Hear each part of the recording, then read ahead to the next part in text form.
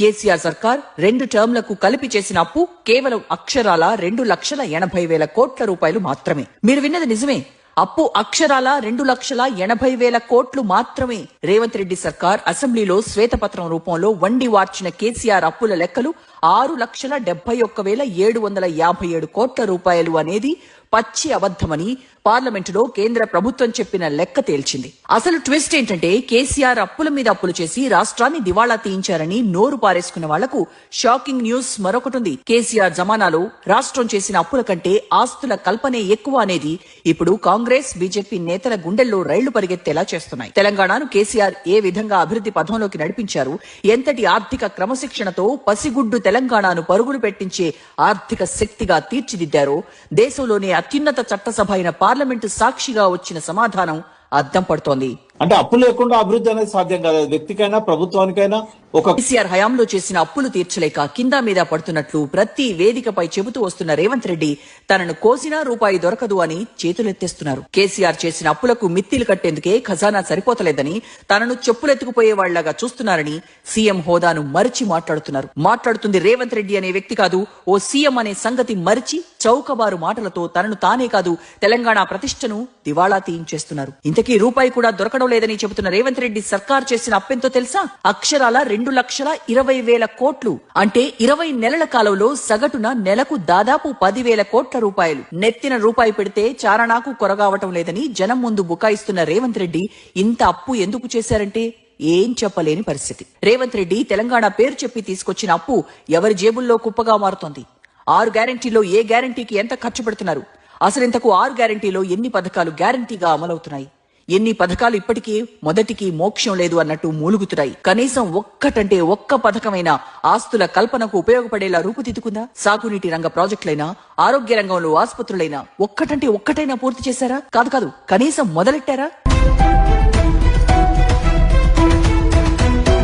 సాధించుకున్న తెలంగాణ ఆర్థికంగా ఆగం కావద్దని, నవ్విన ఆంధ్ర నాయకుల ముందర ఎగతాళి కావద్దని కేసీఆర్ తన మేధస్సునంతా ఉపయోగించి నీళ్లు, నిధులు, నియామకాల స్లోగన్ మాటలకే పరిమితం కాకుండా అహర్నిశలు కష్టపడ్డారు. వ్యవసాయం, సాగునీటి రంగంలో తెలంగాణ గోసను ఉద్యమ సమయంలో కళ్లారా చూసిన కేసీఆర్ కాళేశ్వరం వంటి మెగా ప్రాజెక్టును మొదలు పెట్టడమే కాకుండా రికార్డు టైంలో పూర్తి చేయించి గోదావరి జలాలను తెలంగాణ మాగాణుల్లో పారించి అన్నదాత గుండెల్లో గూడు కట్టుకున్నారు. దేశంలో ఇంతకు ముందెన్నడూ లేని రైతు బంధును తీసుకొచ్చి అన్నదాతకు ఆర్థికంగా వెన్నుదన్నుగా నిలబడి వ్యవసాయానికి పెట్టుబడి ఖర్చులు అందించిన ఘనతను సొంతం చేసుకున్నారు. కేంద్ర రాష్ట్ర ప్రభుత్వాలేవీ రైతు బంధును కాదని ముందుకెళ్లలేని విధంగా పథకాన్ని తీర్చిదిద్దారు.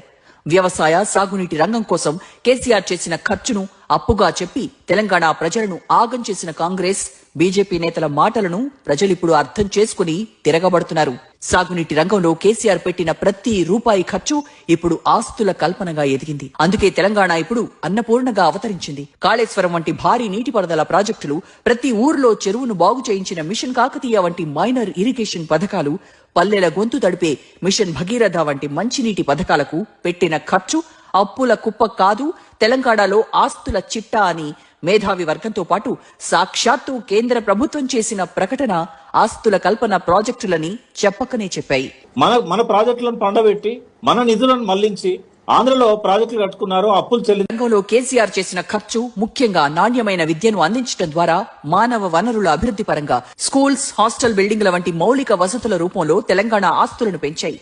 వైద్య ఆరోగ్య రంగాల్లో తీసుకొచ్చిన మార్పులు తెలంగాణలో ఆయు ప్రమాణాల పెంపునకు తోడ్పడ్డాయి. పట్టణాలకు ధీటుగా పల్లె ప్రగతి కొట్టొచ్చినట్టు కళ్ల ముందు కనిపిస్తోంది. పారిశ్రామిక మౌలిక వసతుల రంగం అభివృద్ధి కోసం కేసీఆర్ చేసిన ఖర్చు పారిశ్రామిక, IT, industrial, real, pharma, IT రంగాల్లో హైదరాబాద్ ను దేశంలోని మిగతా నగరాలతో పోటీ పడేలా చేసింది. కేసీఆర్ హయాంలో చేసిన అప్పు అక్షరాల కేవలం 2,80,000 కోట్ల రూపాయలు మాత్రమే. అదే ఆస్తుల కల్పన ఎంతో తెలుసా? అక్షరాల 4,16,000 కోట్ల రూపాయలు. అప్పుల కంటే ఆస్తులెక్కువ అనే పార్లమెంట్ లెక్కలు కాంగ్రెస్, బీజేపీ నేతలకు సమాధానం ఏమివ్వాలో తెలియని పరిస్థితి. నిజం గడప దాటకముందే అబద్ధం ఊరంతా చుట్టేస్తుందన్నట్టు కాంగ్రెస్, బీజేపీ నేతలు కేసీఆర్ పై చెప్పిన అబద్ధాలు తెలంగాణ అంతటా చుట్టేశాయి. ఇప్పుడిప్పుడే తెలంగాణ కోసం కేసీఆర్ తెచ్చిన అప్పులు ఆస్తులుగా మారుతున్నాయనే నిజం జనాలకు తెలుస్తోంది.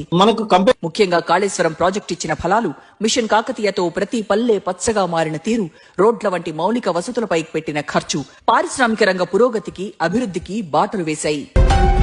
సమాధానం వచ్చాక కాంగ్రెస్ ఓళ్లు బీజేపీ గప్చుప్ అయిపోయారు. కేసీఆర్ ను విమర్శించడమే పనిగా పెట్టుకున్న రేవంత్ రెడ్డి చేస్తున్న అప్పులతోనే అసలు సమస్య అనేది ఆర్థికవేత్తలు మేధావి వర్గాలు వ్యక్తపరుస్తున్న ఆందోళన. మిగులు బడ్జెట్ తో మొదలైన తెలంగాణలో రేవంత్ రెడ్డి వచ్చాక 20 నెలల కాలంలో చేసిన అప్పులు 2,20,000 కోట్ల రూపాయలు. అప్పులు చేస్తే తప్పులేదు, వాటిని పెట్టుబడిగా మార్చుకుని భవిష్యత్తు ఆస్తిగా మార్చే ఆలోచన లేకపోవడమే అసలు సమస్య. ప్రాజెక్టులు కట్టింది లేదు, తట్టెడు మట్టెత్తింది లేదు, రోడ్లు వేసింది లేదు. కానీ తెలంగాణ ఇమేజ్ ను డ్యామేజ్ చేస్తున్నట్టు రేవంత్ మాట్లాడుతున్న తీరు ఆర్థిక క్రమశిక్షణ లేమితో తెలంగాణ 10,583 కోట్ల రూపాయల రెవెన్యూ లోటును ఎదుర్కొంటోంది. ఆర్థిక ప్రగతి కుంటుపడి తెలంగాణను దివాళా తీసేట్లుగా రేవంత్ సర్కార్ చర్యలు ఆందోళన కలిగిస్తున్నాయి.